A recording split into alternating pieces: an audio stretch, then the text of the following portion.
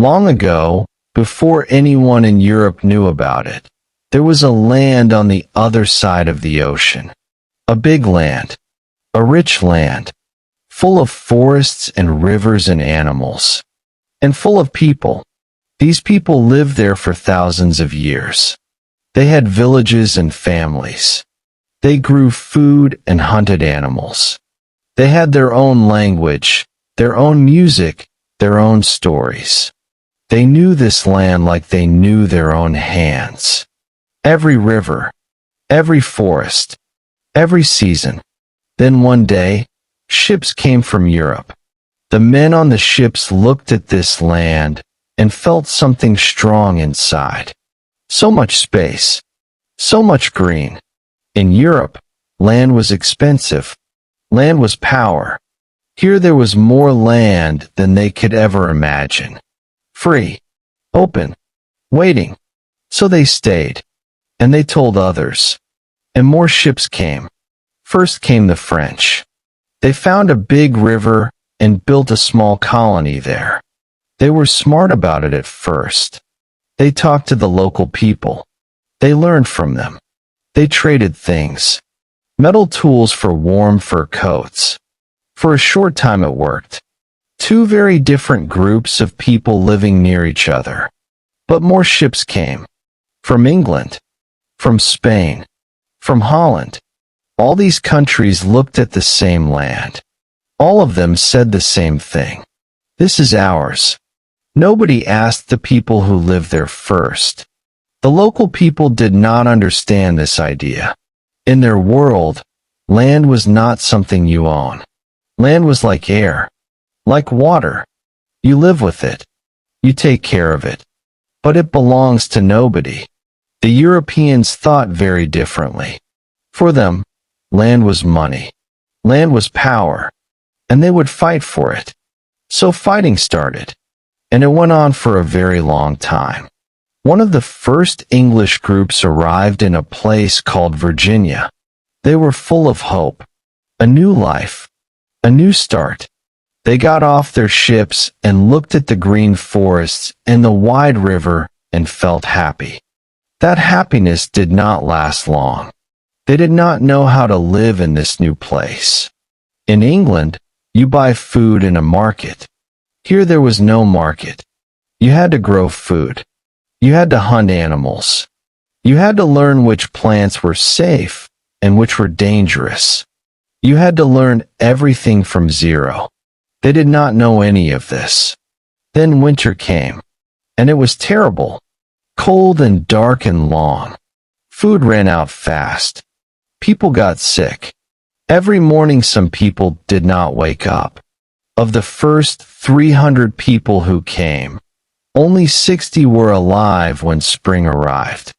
Not from war, just from cold and hunger and not knowing how to survive in a new world. Think about that number. 240 people dead in one winter. But more ships came from England. More people arrived. Slowly the colony grew. Slowly they learned. And slowly the local people lost more and more of their land. Their hunting places. Their fishing rivers. One piece at a time. Now a different story. A group of 104 English people got on a small ship. They were not soldiers. Not rich people. Just normal families. Farmers. Workers. People with children. They had one reason to leave England. Freedom. The government told them what to believe and how to pray. They said no. We will not do this.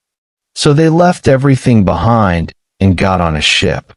The journey across the ocean was very hard. The ship was small and the ocean was huge. Storms hit the ship again and again. It was cold and wet and dark inside. People got sick. Some nights nobody was sure the ship would survive. But it did. When they finally saw land, people came up to the top of the ship and stood together. Some people cried. Not from sadness. From relief. We made it. We are alive. Then winter came again. They had no warm houses yet. Not enough food. The cold was very strong that year. People got sick quickly. Every week someone died. That first winter was the worst time of their lives. Then something happened that they never forgot. Local people came out of the forest. They walked slowly with open hands. No weapons. They sat down with the English families and showed them how to plant corn, how to catch fish in the river, how to store food for the long cold months ahead. Without this help, all 104 people would have died that winter. Every single one. One act of kindness from strangers, and 104 lives were saved. This is one of the most important moments in this whole story. And it was so simple. People saw other people who needed help, and they helped. But history is never only beautiful. It is also painful.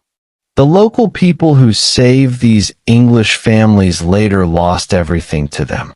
Their land, their forests, their rivers, their way of life.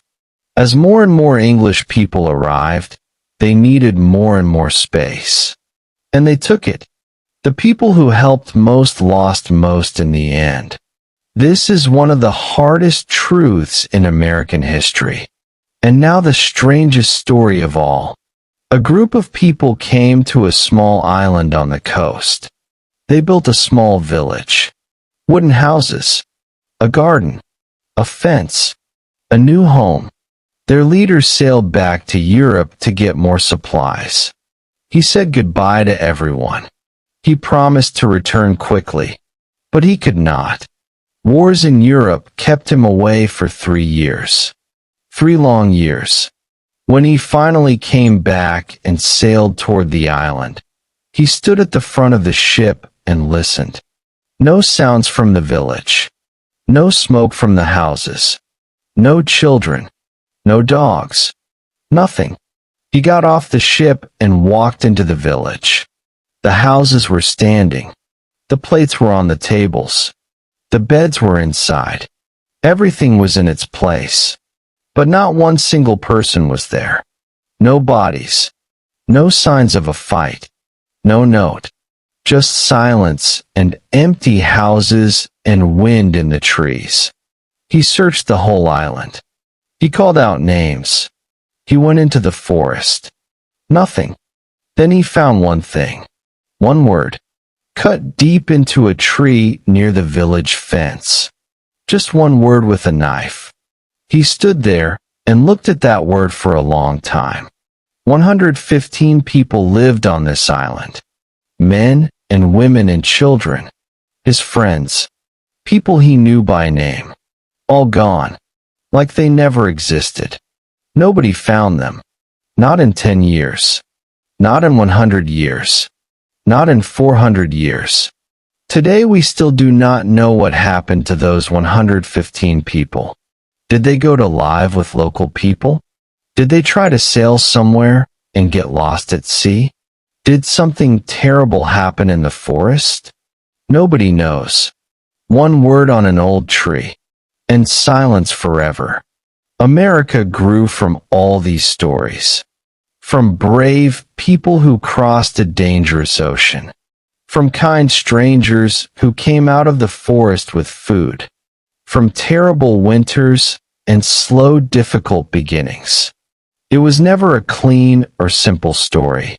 Good things and bad things happened at the same time. People helped each other and hurt each other. People lost everything and started again.